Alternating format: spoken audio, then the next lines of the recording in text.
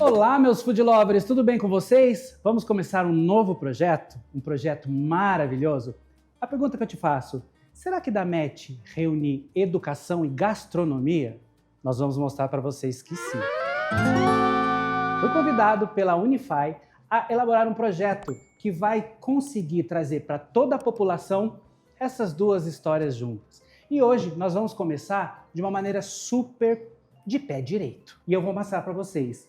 Para apresentar, eu tive que escrever, porque as entrevistadas de hoje têm um vasto currículo. Preparem-se, porque as nossas convidadas de hoje vão mudar a forma como você enxerga a escola, os estudos e até as brigas da lição de casa. Elas são uma verdadeira sensação nas redes, conquistaram milhões de famílias com dicas práticas, claras e cheias de energia. E vivem mostrando que aprender pode sim ser leve. Direto da SOS de Educação, elas chegam com uma combinação perfeita: experiência, ciência, emoção e muito bom humor. Primeiro ela, que ajudou milhares de pais a transformar caos em rotina saudável, especialista em comportamento e mestre em traduzir os desafios da escola para a vida real. E participou do Quem Quer Ser um Milionário, Domingão. Roberta Bento. E ao lado dela, a força jovem, vibrante, inspiradora, que conecta emoções, neuroeducação e tecnologia para ajudar estudantes a retomarem a motivação, Thaís Bento. Juntas elas formam uma dupla imbatível, apaixonada por ensinar famílias a destravarem o aprendizado e criarem uma relação mais leve com a escola. Vamos lá? Com vocês, Thaís Bento e Roberta Bento, da SOS Educação. Sejam bem-vindas, meninas. Olá, que prazer estar aqui. Estamos muito felizes de fazer a estreia desse programa com vocês. E não temos dúvida que cozinhar e educar tem assim uma sintonia entre esses dois pontos. Nossa, acabei de lembrar até que para os professores a gente conta um segredo do cozinhar. Nesses dias atuais aí que a vida do profissional da educação anda tão cansativa, tem um segredo aí do cozinhar que pode ajudar nisso. Mas vamos por partes. Hoje nós vamos descobrir esse segredo aí. Pra gente começar, aquela máxima. Vamos começar do começo? Quem são Thaís Bento e Roberta Bento? Eu vou ficar um pouquinho quieto, porque eu conheço as duas, já não é de hoje. A gente tem histórias aí que nós vamos contar para vocês. Mas vamos lá. Começando com você, Rô. Quem é você? Bom, eu sou a prova viva de que família e escola juntas têm um poder imbatível. A minha história na educação começa com uma paralisia cerebral que eu tive no momento do nascimento e o desejo imenso dos meus pais de me fazer acreditar que eu era tão capaz quanto os meus irmãos, quanto as outras crianças. E embora o diagnóstico tenha sido muito negativo para os meus pais, de que provavelmente eu não ia andar, ia ter dificuldade de fala, de audição, foi com essa informação que meus pais saíram comigo da maternidade, mas quando chegou a fase que eu deveria começar a andar, eles viram que tinha alguma questão ali, voltaram a procurar os médicos, que só então descobriram uma sequela muito grave que eu tive nos membros inferiores. E comecei aí cirurgias, tratamentos e na verdade eu só pude ir para a escola quando eu já tinha 7 anos, o ano letivo tinha começado, e quando meus pais me levaram para matricular na primeira escola, o que nós ouvimos foi: não queremos a Roberta aqui, porque além de não aprender, ela vai atrapalhar os nossos alunos. E voltamos para casa, meus pais não desistiram de mim, foram para uma outra escola, onde eles pediram a oportunidade de eu frequentar, e foi nessa escola que me aceitou como aluna que eu descobri a minha paixão pela educação. E foi lá que eu me descobri capaz de superar desafios, e foi nessa escola que eu decidi ainda muito cedo que o que eu faria da minha vida depois de adulta seria alguma coisa na área da educação, porque eu queria devolver para a educação e para a escola a oportunidade que elas me deram.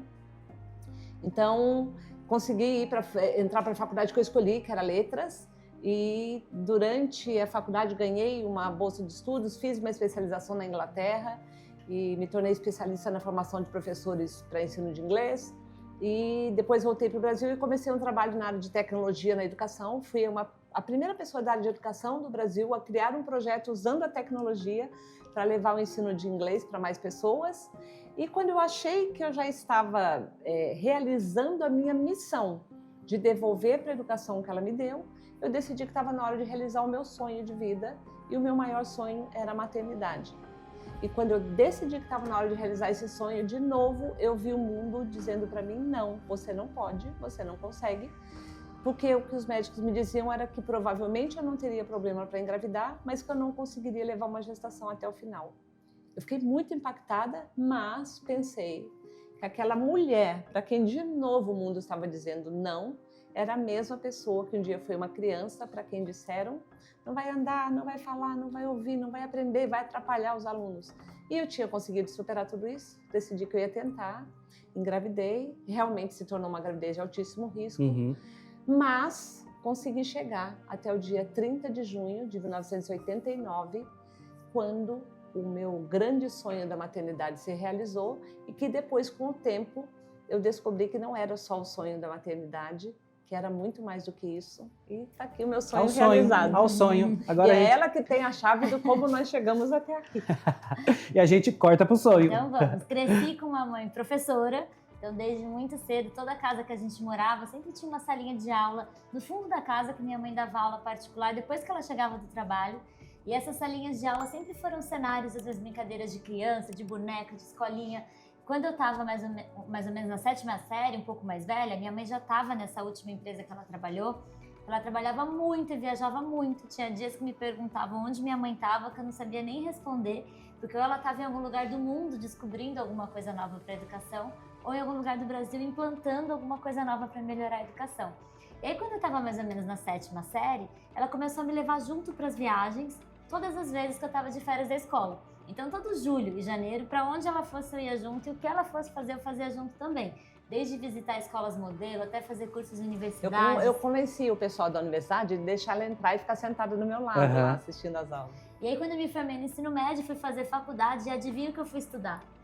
Depois de tudo isso, todo esse contexto. Não faço ideia, Thaís. Nem um palpite? Nem um palpite. Bom, o palpite que geralmente vem é educação, pedagogia. Fui fazer faculdade de administração. Você tá falando sério? Eu tava brincando. Eu tava brincando. Eu já falo que a primeira lição dessa história aqui é que seu filho vai fazer o que ele quiser. A gente tende a renegar de vez em quando, né? Fui fazer faculdade de administração e durante o primeiro ano de faculdade eu comecei a trabalhar dando aula de inglês para crianças numa escola que tinha atravessando a rua da faculdade. E quando eu entrei em sala de aula como professora pela primeira vez, me deu o clique de, nossa, é isso que eu quero fazer da vida. Ou seja, não foi influência minha, foi um clique. Prestei vestibular de novo, me formei em pedagogia na USP, dei aula bastante tempo em escolas em São Paulo, depois fiz uma pós e depois da pós começou a sementinha do trabalho que a gente faz até hoje. Em 2014, eu tive uma ideia de criar um canal no YouTube e nesse canal passar uma série que era como se fosse aquele Super Nanny, sabe, da babá? Adoro só que Super de Nanny. Educação, em que eu ia até a casa das famílias e ajudava a ajustar a rotina todas as vezes que os filhos estavam dando trabalho para fazer lição de casa, para estudar, para ir para a escola. E logo nas primeiras gravações dessa série, duas coisas aconteceram. Uma que eu vi que as famílias estavam precisando muito de ajuda nesse assunto, na relação com a escola, porque eu comecei a receber mensagens de famílias do Brasil todo pedindo ajuda. E outra que eu vi que eu estava precisando da ajuda da minha mãe, que apesar de trabalhar muito, ela sempre reservava um tempinho para me ajudar a planejar o que eu ia fazer com cada família que eu ia visitar. E todas as vezes que eu colocava em prática as sugestões que a minha mãe dava, funcionava, o filho começava a gostar de estudar. E foi aí que eu fiz o convite para ela virar minha sócia. E foi assim que a Thaís me roubou de uma carreira que eu já tinha construído na área de tecnologia na educação. Mas, quando ela me fez o convite para trabalhar com ela, eu não tive a mínima dúvida que era esse o caminho. Pedi demissão de uma carreira de 18 anos e falei para a Thaís que antes de começarmos a trabalhar juntas, eu queria buscar a resposta sobre o que teria me ajudado a superar todos os desafios que foram diagnosticados que eu teria. Então, nós fomos juntas para os Estados Unidos, para diversas universidades, onde nós fomos estudar a neurociência cognitiva, que é o estudo do que acontece no cérebro no momento da aprendizagem. Que é isso, uma pauta que a gente vai colocar daqui a pouco. Isso. Aí nós encontramos nessas universidades americanas muita pesquisa que traz um embasamento muito sólido para as estratégias que nós já vínhamos passando para a família e para a escola sobre pequenos ajustes que fazem uma diferença muito grande para que essas crianças nascidas na era digital consigam focar, se concentrar, se motivar, Mas tudo aprender. isso numa linguagem muito acadêmica, sem nenhuma conexão com a prática do dia a dia da família e da escola.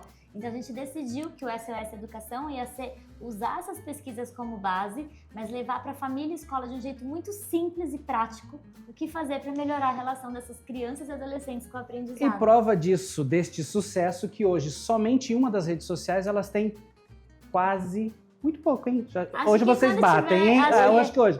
400 mil seguidores. Ou seja, vocês têm uma didática muito clara, é muito fácil de entender o que vocês falam. Vocês colocam no dia a dia para o pai, para a mãe, para toda a parte educacional, para os professores, e isso é muito interessante. Mas a gente vai falar? Vai, mas nós vamos comer também, certo? Nós viemos aqui para quê? Então Para cozinhar. E hoje nós vamos cozinhar o quê? Uma receita clássica de final de ano. Cada família tem uma receitinha dessa. E hoje nós vamos aprender o quê? Salpicão. Tinha salpicão na sua casa? Final de ano? Olha, na minha infância eu não me lembro. Na minha tinha. Na da Thaís tinha. É. Mas assim, na minha família sempre tem. Mas Principalmente porque tem existia a minha irmã. salpicão quando você era criança? Eu vou fazer Eu um acho que parênteses. existia alguém, não sei se. É claro que eu acho que sim, né? Não sei se tinha esse nome, O quê? Luiz. Se existia salpicão quando ela era criança. Tá me chamando de Isso, Jurássica. gente, olha lá, olha aqui, gente, não. olha lá. Deixa isso não, não. tá sério, Sim, né? claro. E eu costumo dizer, até fazer um parênteses aqui, a Rô acabou de falar da irmã dela. A irmã dela é uma das melhores chefes de cozinhas daqui da nossa cidade. Pois É dona de um restaurante muito famoso. Tem um clássico que é uma barrinha de cereal que nada mais é do que um torresmo maravilhoso. Então, assim, a cozinha tá no sangue desta senhora. Vamos combinar. Não, então, mas acontece que a minha irmã tem esse dom. Eu não. Não, mas você é boa de fazer as Eu comidas. eu sou É que boa. minha tia é muito boa de qualquer tipo de Não, comida. sua tia A minha cozinha mãe é muito boa bem. de fazer a comida do dia a dia. Vamos lá, o que eu vou fazer Obrigada. para que vocês não se sujem, porque vocês vão colocar a mão na massa. Eba. Obrigada. Um avental para cada uma. Eba. Vou auxiliar vocês a colocar, deixa eu te ajudar. E vamos lá, vocês hoje têm mais de quase 400 mil seguidores falando de uma rede social e tem as demais redes sociais. Sim. Em que momento vocês perceberam a potência da rede social para o trabalho de vocês? Eu acho que tem alguns pontos aí que ficaram como marcos, porque não era o plano inicialmente, certo? É. Nós éramos duas profissionais da educação, duas professoras. Que dava palestra. É. E aí, o que foi acontecendo, na verdade, teve um plot twist, né? Um ponto, assim, da nossa história pessoal que aconteceu, que eu acho que fez também um impacto muito grande nas redes sociais, que foi, a gente começou o SOS Educação em 2014. De 2014 até 2017, a gente dava palestra, escreveu, já tinha lançado um livro. Quando foi 2017, nós duas nos divorciamos com 2 meses de diferença. E foi, assim, um furacão na nossa vida. Foi um momento muito difícil. Mas foi um momento que, principalmente minha mãe, começou a postar mais com uma linguagem muito mais, não só sobre educação, puramente, mas mais da relação de mãe e filha, do dia a dia, do trabalho, quando tá difícil na vida, o que fazer, como seguir em frente. Não, é porque de repente a gente vivia uma situação em que nós ficamos assim sem chão. E o que sobrou para nós foi a nossa relação, um vínculo afetivo muito forte que nós tínhamos e tudo que nós estudamos ao longo da vida toda, que foi o ponto de partida para a gente se reerguer. E eu comecei a escrever sobre a importância de criar uma relação de vínculo afetivo forte com os filhos desde a infância, porque quando chegasse o momento de grandes desafios, esse vínculo acabaria se tornando esse alicerce a partir do qual você consegue se reconstruir. E é muito legal quando vocês dividem com as redes sociais de vocês as experiências que vocês têm com as caixinhas. Para quem não sabe, para quem ainda não está seguindo as meninas, passem a segui-las aqui embaixo nos caracteres está a rede social delas. Elas abrem caixinhas e as pessoas vão fazendo perguntas de como educar, como que eu faço, como que eu saio disso, como eu saio daquilo. Inclusive este que vos fala, elas me ajudaram na educação do meu filho. A gente conseguiu aí mudar um pouco a forma como o Heitor estava na escola e hoje ele tem um resultado de escola muito, muito legal. E é muito importante vocês fazerem isso porque vocês têm a parte técnica e têm a parte prática. E isso é muito, muito importante. Voltando para cá, vamos para a nossa receita de salpicão. Quando a gente fala em final de ano, em festividades, tem alguma receita que te marca? Então, na verdade, eu não consigo pensar um prato só. Você pensa em algum? Eu tenho uma gororoba que eu e meu primo fazemos. Eu e meu primo Rogério, que é filho da minha tia que cozinha, né? A gente gosta muito de misturar muitas Eu também coisas. adoro. E aí não é uma receita, assim, mas meio que todo final de ano, na hora do almoço, a gente pega o que tem de chocotone e tudo que tem de doce na casa dele, a gente põe tudo em cima do chocotone. E aí a gente come meio que uma super sobremesa. Então, mas Deve ter umas Gastronomia 2.000 afetiva, calorias. isso é afeto. Então, mas você sabe que pra mim eu sou a pessoa da salada, da comida leve. Eu gosto de comida leve. Então, eu gosto muito de pratos leves. E por que o salpicão tá me dando água na boca aqui? Porque eu acho que é a mistura perfeita. Porque Eu você acho tem também, ali, né, o frango, os legumes, esses ingredientes que são leves, mas você tem um toque especial da maionese, o creme de leite. Então, Faz toda a diferença, né? E hoje, vocês vão perceber, nós vamos mostrar aqui duas formas de você servir esse salpicão. No modelo clássico, nas barquetinhas, que você pode degustar pegando no tal do finger food, né? E também nós vamos montar num prato para que você possa apresentar de uma forma mais então, eu gosto glamourosa, assim, de uma coloco no forma prato mais e- gourmet. Vamos lá. A receita de hoje que nós vamos fazer aqui é um estilo de salpicão, tá? Que é um salpicão mais prático. Nós vamos colocar frango, cenoura, salsão e cebolinha, maçã. A polêmica... A polêmica, vocês são do time. Passas ou sem passas? O meu, Né, como? passas. Passas, eu também gosto. Eu gosto da passas preta também. Vamos colocar azeitona e depois o temperinho. Para que vocês possam assistir aqui a nosso bate-papo de uma forma tranquila, nós vamos deixar aqui embaixo nos caracteres a receita. Ou, se você preferir, no final, um QR Code com a receita completa, tá bom? Vamos começar pelo... Eu vou virar tudo, você vai me falar, pode põe pode tantas misturando. colheres. Pode ir misturando. Não, nós É pra vou pôr colocar tudo, Vou não colocar. vamos? Pode essa colocar. aqui é essa? Tanto faz, pode colocar essa mesmo. Nossa, tá tudo lindo nessa cozinha. Meninas, enquanto a gente Eu vai acho que colocando... vai tudo de tudo. Vamos misturar Tudo de tudo. tudo? Pode Eu colocar Eu falei tudo pra de fazer, tudo. mas eu vou Pode. ficar pitando aqui. Vou fazer o papel de pegando? mãe. Pode ir pegando, eu vou te passando. Isso, tá bom. Pode ir misturando tudo. Quando você vai misturando, Thaís, de tudo que você estudou desde o começo, que você está nesse ramo educacional, qual tem sido o maior desafio para você? Não para o mercado da educação, mas para você, enquanto profissional do ramo. Na educação, Isso. o maior desafio? Nossa, que pergunta boa. Essa eu deveria ter deixado para o final, Não, então? foi sensacional, mas é que, sabe que a gente responde muita pergunta e nunca me perguntaram isso. Sério? Achei sensacional. Acho que um grande desafio hoje é conseguir usar tudo que tem já de pesquisa, de recurso para apoiar os professores no dia a dia com os alunos, por exemplo, que está muito desafiador. Usar tudo isso com a sensibilidade de entender que os professores estão muito cansados e que não dá para Não é chegar fácil uma neles sala de só aula, com né? conteúdo a todo momento. Uhum. Então, por exemplo, tem muito conteúdo legal do professor? Tem. Mas a gente sempre que vai dar uma palestra ou que contratam a gente para algum evento que é voltado para o professor, a gente sempre tem esse pressuposto antes de que a gente precisa que esse professor esteja emocionalmente bem, para daí a gente falar com ele sobre estratégias práticas Ou pro a dia a gente dia na sala de aula. reconhece que ele não está emocionalmente bem para partir desse ponto, não só com conteúdo técnico, né? Aí, Rô, eu venho uma outra pergunta que eu queria te fazer, e essa é uma dúvida minha mesmo. Como vocês fazem para que... A gente está falando de 3 gerações. Tem a nossa geração, que era um estilo educacional. A gente tem a geração da Thaís, que é um outro estilo educacional. E a gente tem o hoje, que é um estilo educacional totalmente diferente. Como que você consegue fazer com que as coisas se falem, se comuniquem? Então, é que eu tenho um pressuposto que existem pontos positivos e conhecimentos que precisam ser mantidos, considerados. A gente não pode jogar fora tudo o que existe de experiência, de conhecimento, para substituir por elementos totalmente novos, como se o que nós tivéssemos, a forma como nós tivéssemos aprendido, não tivessem tesouros ali que possam fazer diferença hoje. Então, em cada fase da vida, existem algumas coisas que a gente precisa aprender a desapegar, tanto é que o maior desafio hoje nem é aprender, para nós somos adultos, é desaprender algumas coisas e aprender trazer novos conhecimentos, mas considerando a experiência e tudo que veio antes. Então, assim, para mim não é difícil de olhar para trás e pensar assim, bom, o que tinha de riqueza ali que nós jogamos fora e está fazendo falta? Estrutura, consistência. Porque qual que é a tendência da sociedade conforme as gerações evoluem?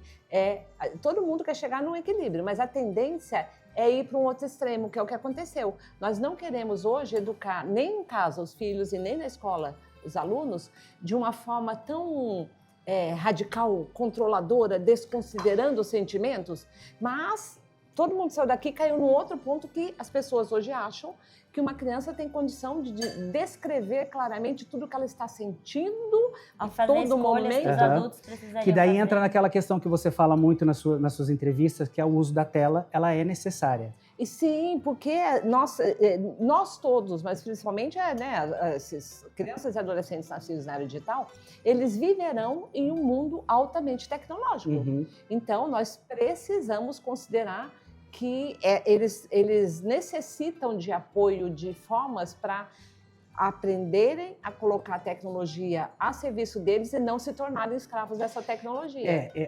Quando a gente fala em estudo, né, a gente hoje tem no país 48 milhões de alunos em idade escolar, sendo 26% no ensino fundamental, 8% no ensino médio. E a gente tem um público hoje de 2,4 milhões de professores e diretores, que é o público que a gente tem aqui para atuar. De que maneira vocês conseguem? Eu vejo, vocês estão sempre viajando, só para vocês terem ideia, na última semana elas chegaram aos Estados Unidos, foram para Minas, de Minas Tocantins, Pará, Piauí. E de que maneira vocês conseguem fazer com que o discurso de vocês seja comum, porque nós temos áreas diferentes do país, regiões diferentes, como que vocês conseguem fazer com que o discurso de vocês chegue nesses todos os pontos? Então, sabe que aconteceu um fenômeno no pós-pandemia? Que a pandemia homogeneizou os desafios ao redor do mundo, não é nem só no Brasil. Uhum. Então, quando a gente vai num evento fora do Brasil, é muito comum, na verdade sempre acontece, os maiores desafios que estão sendo tratados no evento, nas palestras e tudo, são desafios que a gente está vendo aqui no Brasil no dia a dia. Então, por exemplo, o esgotamento dos professores, o quanto está difícil de conseguir que o aluno se envolva, se concentre. Realmente são desafios que o mundo todo está vivendo. A educação é um desafio mundial e ela é comum a todos. Basicamente é isso. É isso que a gente pode falar? É isso que a gente pode falar. E vindo para a nossa receita, vocês viram que a Thaís já fez misturou todos os nossos ingredientes. Agora vai colocar um molhinho. Molinho nós vamos misturar a maionese e o creme de leite. Quem que vai agora? Você, Rô? É você, mãe. Aí eu queria te perguntar, Rô, vocês vivem em aeroporto, né? Sim, Vira e mexe, quando as pessoas falam assim, nossa, você sumiu. Eu falo, não sumi. Você que não foi na estrada e no aeroporto. Eu estava lá. Como você faz para manter a alimentação? Então, eu sei que a Thaís adora um fast food. Ela adora. Não, a minha mãe não tem que fazer esforço nenhum. É só ela comer. Em qualquer lugar do mundo que a gente estiver, o café da manhã dela é o mesmo.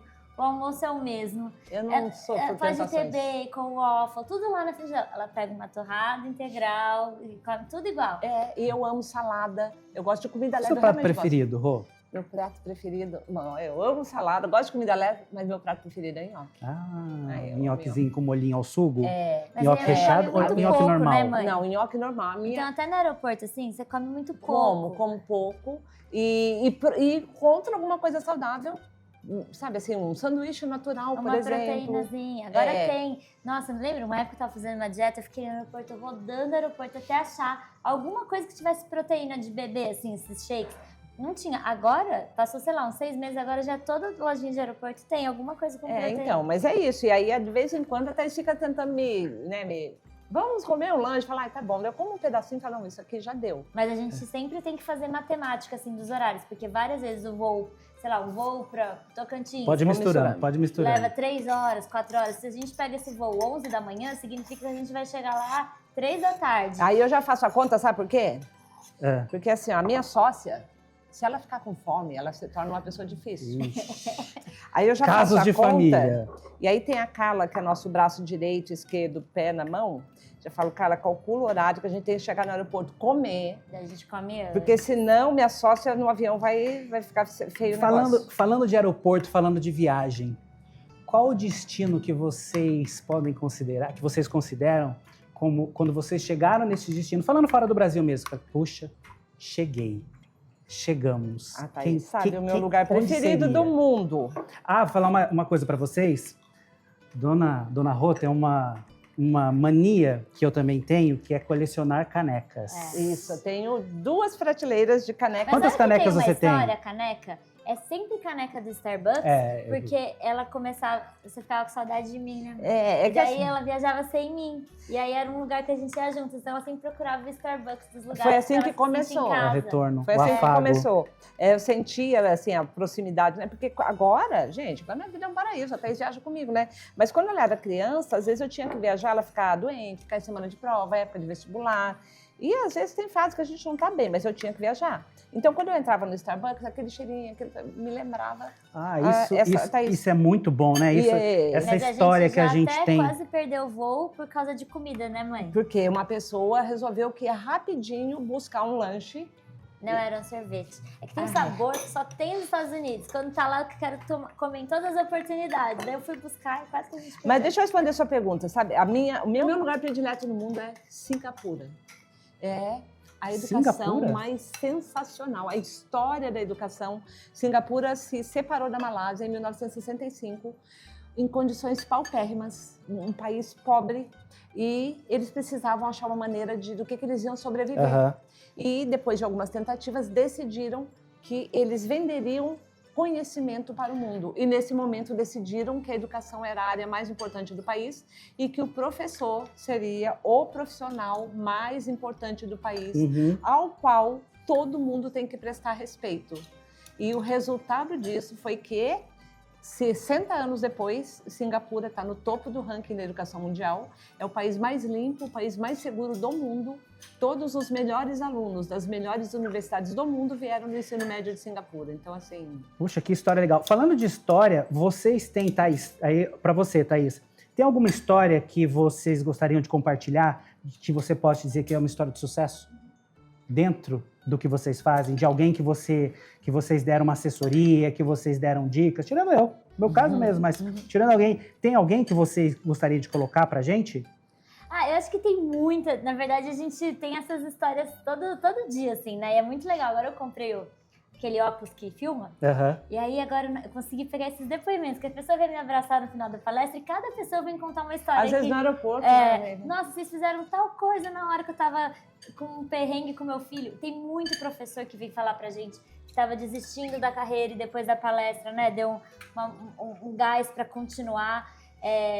Mas teve, no começo do SOS Educação, mais no começo, a gente fazia atendimento individual também nas famílias. Então, a gente ia até a casa e fazia esses atendimentos. Então tem vários casos, né, de trigêmeos que a gente atendeu e mudou completamente as notas deles, o quanto eles estavam se desenvolvendo na escola. Tem muitos casos. No YouTube ainda tem alguns da gravação que a gente fazia antigamente, que antes era só eu que ia, né? E tem muita situação também de aluno que tem alguma deficiência, algum transtorno de aprendizagem, algum distúrbio de aprendizagem, e que para a família parecia assim, nossa, né, vai ser difícil, talvez não consiga aprender, talvez seja um futuro comprometido. Como te disseram não lá no começo, e né? aí eu gosto muito de inspirar no sentido da pessoa saber que... Eu costumo dizer que nada ensina mais do que a vivência, a experiência, né? A nossa experiência. E pra gente finalizar, lindo. É isso que eu ia falar, ó. Gente, já temos cheiro. aqui, ó. Eu tô sentindo um cheirinho aqui. Já temos um salpicão aqui. Nós vamos já finalizamos. Eu não uso sal, tá? Porque a azeitona já tem sal, a própria maionese já tem sal. Eu gosto de colocar o creme de leite para dar uma suavizada, mas cada um pode fazer da maneira como quiser aí na sua casa. Mas é uma receita prática. Nós vamos mostrar para vocês as duas formas de apresentação. A gente pode comer para vocês verem como que é comer cada uma das formas. Mas vão mesmo. A apresentação na barquete e a apresentação individual, ok? Daqui a pouco a gente volta. E aí, será que tem hora que a mãe tem que falar mais alto, mostrar que ela é mãe, que ela não é sócia? Será que isso rola nesse relacionamento aqui? Bora lavar essa louça?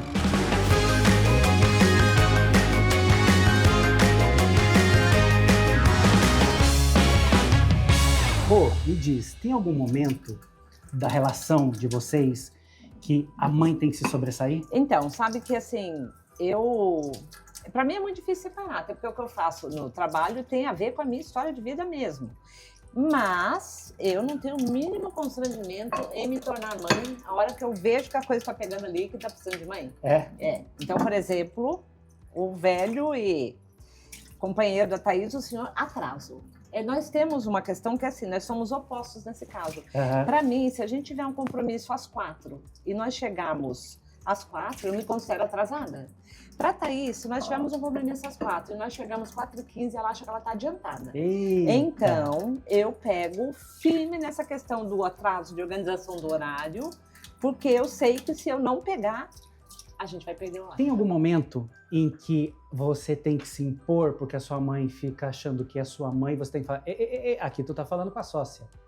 Tem Bom, muito Tem, isso? muito. Não, hoje em dia já não tem mais tanto, porque a gente tá há 11 anos, porque são 36 anos de mãe e filho e 11 anos de sócias, né? Então, ao longo desses 11 anos, a gente foi aprendendo os limites. Mas tem sim, porque, por exemplo, pra mãe é muito difícil ela entender que tem hora que ela precisa ser a sócia. Então, às vezes, assim, acontecia muito, hoje é muito menos frequente. Mas, sei lá, a gente tá numa reunião super importante com um monte de gente, minha mãe, Thaís, tá corcunda. Thaís, fala baixo. Às vezes, tô em reunião com um monte de gente, ó, shh, tô falando alto. Então, assim, agora tá melhor isso, a gente já se alinhou mais. Mas foram 11 anos de alinhamento. E tem um outro ponto também, que assim, a minha mãe, ela não se cansa, ela é incansável. E ela trabalha a qualquer momento, que pra ela não tá trabalhando, ela tá só, essa é a vida dela. E eu não, eu separo mais, eu acho. Não sei se é da geração, isso, o que é. Mas eu sei que também isso foi uma coisa que agora não acontece mais tanto, porque a gente foi alinhando. Mas é muito comum. Às vezes, sei lá, eu tô acordando, às vezes durmo na casa dela, eu tô acordando, ela... Nossa, tive uma ideia de uma coisa do trabalho, não sei o que, não sei o que. Ou às vezes no avião, que eu durmo o voo inteiro. Minha mãe não dorme nada.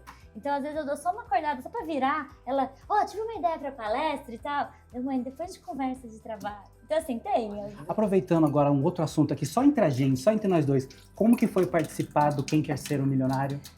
Foi tão legal. Foi um marco na nossa história, porque foi um momento difícil da pandemia. E eles estavam priorizando histórias inspiradoras.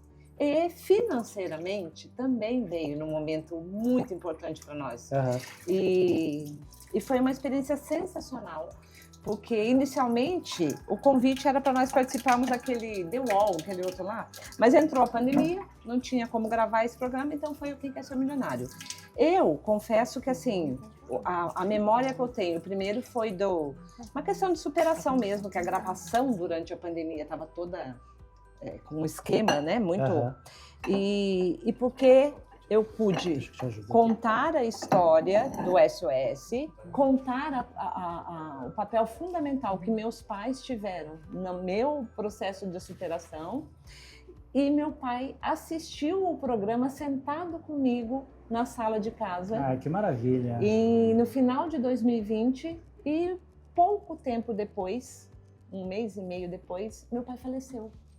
Então foi um marco em vários aspectos da nossa vida, do quanto ajudou financeiramente, porque eu cheguei até a terceira pergunta antes do milhão, né? O quanto o meu sobrinho, Rogério, que sempre foi meu xodó, me ajudou a responder uma dúvida, ele contando que ele sabia a resposta, porque eu assinei para ele uma revista para ele ler. Essa hora foi emocionante. Nossa, isso foi, mesmo, né, foi muito bonito. E a Thaís participando comigo de forma remota, por conta de ser pandemia, e o meu pai ter assistido eu contar a história e o reconhecimento pela diferença que ele fez na minha história de vida. E foi um marco também, porque foi um ponto de virada quanto nós ficamos conhecidas nas redes sociais. Muito legal. Até hoje eu encontro pessoas em palestras no aeroporto, falam, vi você no Quem Quer Ser Milionário. Então, assim, tem uma memória muito boa desse momento. Tá vendo, gente? É importante. Na vida a gente tem que lavar a louça. Bora lavar essa louça. Valeu, Thaís.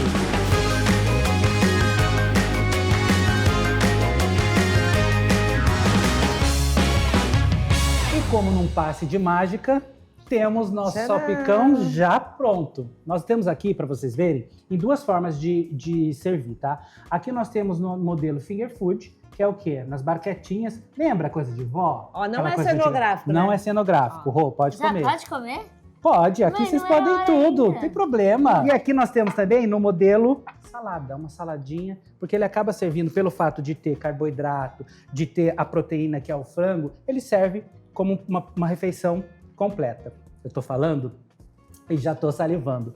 Pra gente finalizar, essa vai para você, Thaís, porque a Rô ainda tá mastigando. Como a gente faz para equilibrar rotina, telas e estudo? Essa é uma pergunta muito boa, porque é uma das dúvidas que a gente mais recebe lá no nosso Instagram, no SOS Educação, é qual é o tempo que meu filho pode passar nas telas, na tecnologia? Que não prejudica o que não desenvolvimento, a prejudique, aprendizagem. E a nossa resposta não vem no tempo hora do relógio. O tempo que os filhos podem passar nas telas sem que o desenvolvimento seja prejudicado vem a partir de uma rotina, que a gente sugere uma rotina de 7 pontos. Quando esses 7 pontos estão presentes no dia a dia das crianças e adolescentes, o tempo que sobrar não vai ser prejudicial se ele passar nas telas, desde que seja consumindo conteúdo adequado para a idade deles. Sempre bom Lembrando lembrar que rede social não é para criança. É. E aí agora, 7 pontos, né? Rapidinho. Rápido, vamos Rápido, lá. porque a Valendo! tá muito... Vai, rápido. Eu não vou, prometo que eu não vou explicar cada ponto. Tá, então 7 pontos são noites completas de sono, Aham, atividade física, Aham. um momento de estudo de segunda a sexta que tem que ter em casa, mesmo no dia que não tem lição de casa. aham. Momento de leitura, a gente fala pelo menos 2 vezes por semana, por 20 minutos, que seja a hora de leitura em casa. Momento de brincadeira no mundo real, sem ser brincadeira nas telas. E uma responsabilidade dentro de casa. Às vezes, na melhor das intenções, os pais falam assim: meu filho, eu cuido de tudo, a sua única obrigação é estudar. Mas ao ter como única obrigação estudar, eles não desenvolvem as habilidades que eles precisam desenvolver tendo uma responsabilidade dentro de casa, além dos estudos. Uhum. Falei os 6 pontos. Quando esses 6 pontos estão presentes, durante a semana da criança ou do adolescente, o tempo que sobrar não vai ser prejudicial se ele passar nas telas consumindo conteúdo adequado para a idade dele. Mas eram 7, né? Porque tem um 7º ponto, que é uma regra inegociável de que não pode telas na hora das refeições e nos percursos que vocês fazem de carro de um lugar para o outro com o filho. Então, no carro, o filho não pode ficar nem com telas, nem com fone de ouvido. E nas refeições também não pode telas. Esses são 7 pontos da rotina que, quando estão presentes, garantem o equilíbrio no tempo de tela. E tudo isso está incluso no SOS, do SOS, qual é o nome do livro? A gente tem o Socorro, Meu Filho Não Socorro, Estuda. Isso. E o Guia para a Família Parceira da Escola no Pós-Pandemia. No guia para a família parceira da escola tem até uma sugestão de De cronograma. como colocar isso num cronograma de rotina da semana com os filhos. O que as pesquisas mais recentes mostram é que é um dos papéis da escola levar para a família informação de qualidade sobre que ajustes em casa ajudam nesse desenvolvimento cognitivo mais saudável. Uhum. Então é importante que os profissionais da educação conheçam esses pontos que nós trazemos de ajuste da rotina, porque isso vai se refletir depois dentro da escola. Vocês perceberam que nós estamos falando aqui de pessoas que estudam há anos para trazer técnica no dia a dia, para facilitar a vida de nós pais e de professores. Nós estamos falando com um público gigantesco, como eu disse para vocês, são 2,4 milhões de professores e diretores no Brasil. Ou seja, são pessoas como elas que fazem a educação do nosso país, juntamente com você, professor e diretor, que está aí do outro lado vendo esse nosso vídeo. Meninas, vamos lá. Vamos ver agora se este salpicão tá a contento. Se ele vai ser nota Mãe, 10, nota Vamos. 9 ou se ele vai para uma recuperação. Vamos lá, vamos lá. Que rufem os tambores. Será que vai ter cachorro? Será que vai ter cachorro?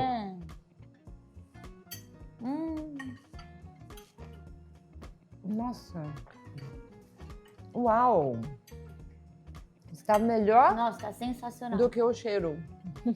A O gente cheiro tem tá que muito contar bom. pra eles que a gente colocou um elemento que a gente não mostrou. Eu ia falar essa Ele surpresa. fez toda a diferença aqui nesse gosto. Nós colocamos, para finalizar, gostinhas de limão siciliano, tá? Porque ele traz toda uma acidez pro prato. Então, posso casar, meninas?